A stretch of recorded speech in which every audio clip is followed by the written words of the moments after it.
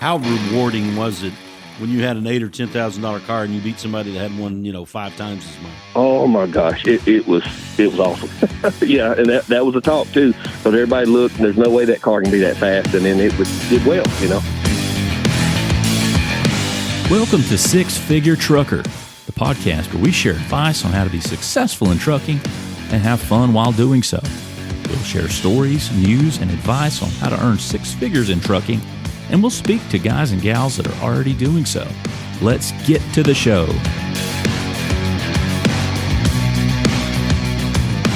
Hello, everyone, and welcome to the Six Figure Trucker, brought to you by Norton Transport. And if you join us each and every week, you know that this is a place where we elevate and celebrate drivers. It's not the easiest job in the world, certainly is not, but we certainly appreciate and are grateful for the drivers we have at Norton Transport and what they do for us. And if you listened last week, we had Chad Gillespie on, and Chad was telling us many of his stories, how he came to Norton Transport, which is a great story. He was broken down in Kingman, Arizona, and there was another driver broken down in Kingman, Arizona, who just happened to be a Norton driver, and Robert Brooks was that driver and introduced him to Norton. And Chad has been with us for 4 years and 3 months. Chad, he joins us now. How are you? I'm doing great. Of course, right now we're in the very beginning of March. When we're talking to Chad here, it's cold still in a lot of places, but not in your home of Mississippi. Tell us what the weather was like today. Shoot, we were in short sleeves today, so I'm going to guess it was mid-70s. Now it's in the evening, so a long sleeve's fine. It won't be long before it's blistering hot, though. Yeah, that Mississippi summer is something you got to be ready for that. Yep, it's tough. Now, Chad, you were sharing with us a little bit last week, kind of hinted to us that you got into trucking through racing. Is that right? I did. Tell us how that happened. Well, as soon as I got out of high school, I went to work at an auto parts store for a little while and just got the racing bug and kind of pieced me together a race car and would go every once in a while. Went from that to I went into automotive machinist, like building engines, the actual machine work of boring the cylinders and reworking the heads, all that kind of stuff. And I did that for quite a few years, and a friend of mine had a racing fuel business. And he wanted to go a different route and start a used car place. So I bought the racing fuel business from him, and he went on a different direction. But with the racing fuel, I had to deliver it. So I had to have I started out with an old Penske truck. I think it was a 24-foot box truck when it was 26,000 GVWR. And I used it for a year or so, and then I had to upgrade to a little bit bigger truck. But that's how I had to have my CDL with my hazmat endorsement, my tanker endorsement. What you were sharing with us last week, you learned a hard lesson about logs during this time frame. Kind of share that story with us. Yeah, when I got my CDL, you didn't have to go to CDL school. You just had to go take a test. You passed the test, you take a driving test. You pass the driving test, you're ready to go. Pretty much everything I learned from DOT officers on the side of the road or at way stations. So I learned everything the hard way. And those lessons you'll remember. Yeah, they stick with you. They definitely stick with you. Yep. And you wanted to give a shout out to a certain department at Norton, so certainly feel free to do so. Yeah, I was lucky the whole time that I had my fuel business. I pretty much stayed within 100, 150 air miles, so I didn't have to run a logbook. And honestly, I didn't know how to do a logbook. And when I started with Norton, they kind of coached me along and helped me. And I know a lot of drivers don't like that. Well, here in Mississippi, it hits us 7 o'clock, but it's 8 o'clock Eastern time. That alarm says your logs need attention. And it gets under people's skin, but I'm thankful for it.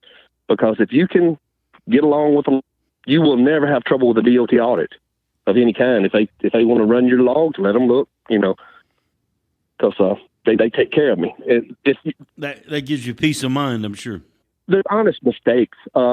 A couple weeks ago, Carson called me, my dispatcher. She said, I talked to her, said my logs need attention. I couldn't figure out what was going on. Well, she looked at it and she said, well, you looks like you averaged about 162 miles an hour for 4 hours straight. I said, no way. Come to find out, I hit a button wrong. And I put, instead of, say, 120 miles, I went 1,120 miles, something like that. It was some little simple mistake, but the log department caught me and asked me to fix it. That's better than the DOT, catching you with something like that. Absolutely. Well, you were a previous race car driver, so maybe it's possible.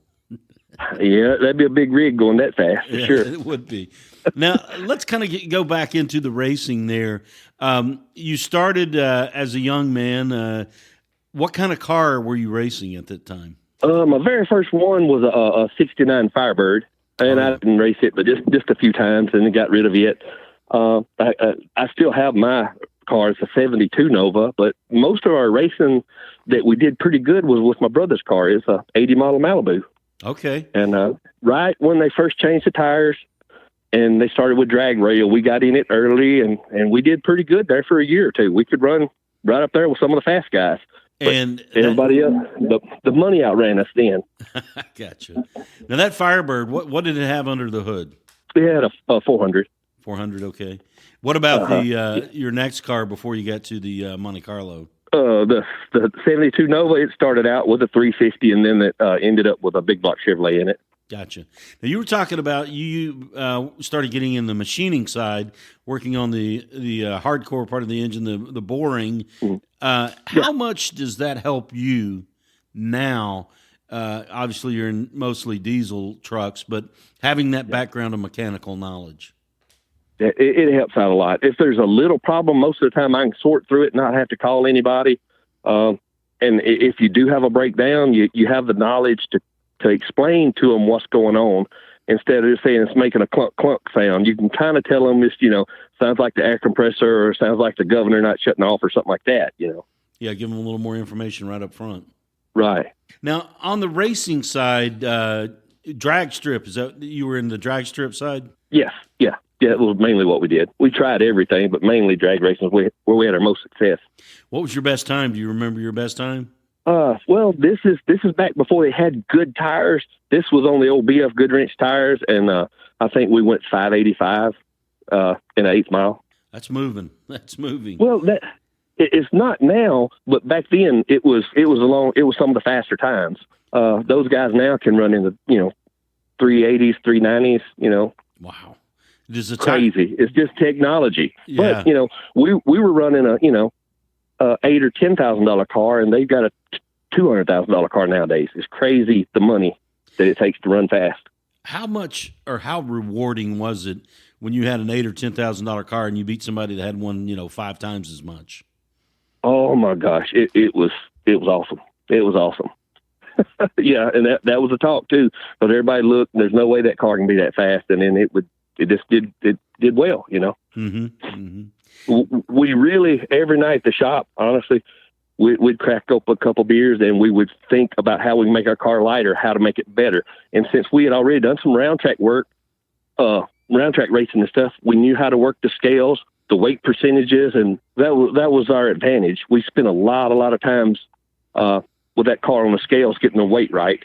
You had your own research lab, R&D department there, a lot of think tank. We did, and we fabricated a lot of our parts. All of our suspension parts we made ourselves.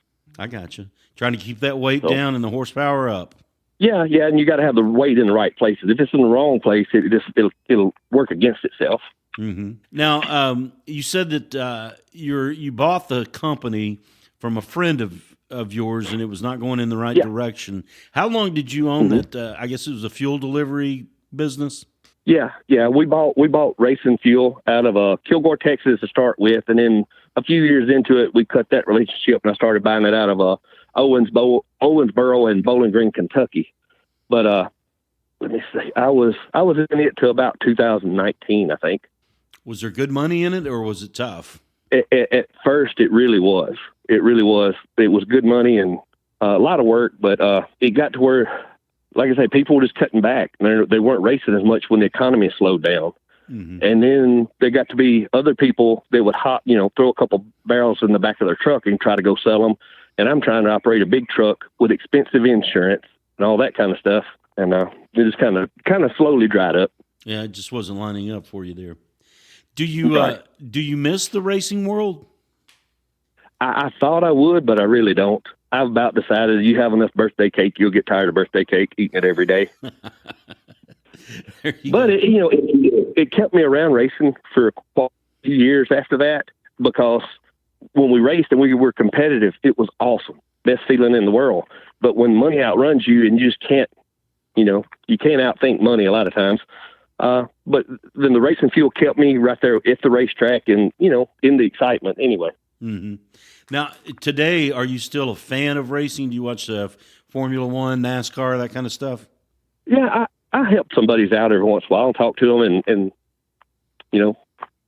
I don't watch it so much. If it's on TV, I'll watch it, but I'd rather see it in person. Gotcha. Well, being there in Mississippi, I'm gonna. Have you ever made the trek over to Talladega? Yeah, I've went to Talladega twice. In I think 1996, I think I went twice. I hadn't been back since then. Everybody always comments about the steepness of that track. Yeah. From what I understand, if you're not maintaining 60 miles an hour, the car will just slide down it. It can't stay on it. Yeah, I understand. That's something fascinating there. Right. Well, on the NASCAR side, do you have a favorite driver that you follow now? Not really. I mean, I lost mine back in 2001, but now I mean, we've got Ricky Stenhouse is just right up here from Olive Branch, Mississippi. Mm-hmm. But I mean, and I actually sold his dad a little bit of racing fuel back before he made it into NASCAR. Before Ricky Jr. did. Did you ever have a chance to meet Ricky Jr.? No, I met his dad, but I didn't meet him. He just he wasn't there when I was there. I got you. You're listening to Chad Gillespie here on the Six Figure Trucker, brought to you by Norton Transport. Chad's one of our great drivers, and we certainly appreciate everything he does. And he's just sharing some of his background on the racing side. And I'm sure you met some characters in the racing side. So, yeah. I met Don Garlitz in Washington, D.C., and I think it was 1990 I met him. That's cool. And then I met him again in Memphis later on when we was at a race in Memphis. So, yeah, I met I know a lot of the street outlaw guys. Gotcha. Now, you're about to hit the road, and we were talking about this last week. Now, what's your after you get finished with the your load tomorrow? What have you already got your week planned out? Yeah, man, I've got the best dispatchers in the world. Carson and Courtney, they're awesome. Because as soon as I deliver this one in Ohio, it's right around Cincinnati, she's got me one in Chillicothe going to South Carolina because she knew my other company had me one in North Carolina coming right back to Tupelo within 30 minutes of where I live. So you're going to get three runs in and be home. Yeah. And it's so awesome to have the dispatchers that'll work with you in two different companies. And a lot of people, I've heard discouraging things that, I can't get this load and I can't get that load. They won't book me out over 2 or 3 days. Well, you build a relationship with your dispatcher. If they can trust you to get the thing there when you say you're going to get it there, keep the fenders on it, and don't have any complaints, deliver it nice and clean. Dude, the trust just builds higher and higher, and they'll give you more slack in your rope. Just don't ever hang yourself. Always keep the dispatcher in the loop. If you have a problem, let her be him, you're just dispatcher, let them be the first one to hear. That's some incredible advice from Chad Gillespie here on the Six Figure Trucker, brought to you by Norton Transport. Chad, we certainly appreciate you spending your time with us, sharing your time with us, sharing your knowledge, honestly. You've got a lot of it that you've built up over the years. We certainly are grateful for that. I appreciate it. Norton's been good to me. Anybody can find something wrong with any place they work for or with, but, I mean, Norton's my favorite. I can't help it. We love to hear that. We always love to keep our drivers happy because they keep us happy, and, it's a two-way street. Yep. Chad Gillespie joining us here for 2 weeks on the Six Figure Trucker, brought to you by Norton Transport. Chad, be careful out there on the road and have some good runs. And if you ever need to race again, find a safe place to do it. Yes, sir. I appreciate it. Have a good day. You too. Take care. Six Figure Trucker is brought to you by Norton Transport. Norton Transport is a drive-away trucking company that customers can rely on. It offers excellent independent contract driving opportunities to professional, courteous, and qualified drivers that can provide the kind of service we deliver. If you're interested in learning more about Norton or just want to subscribe to the show, check out 6-figuretrucker.com. That's 6-figuretrucker.com.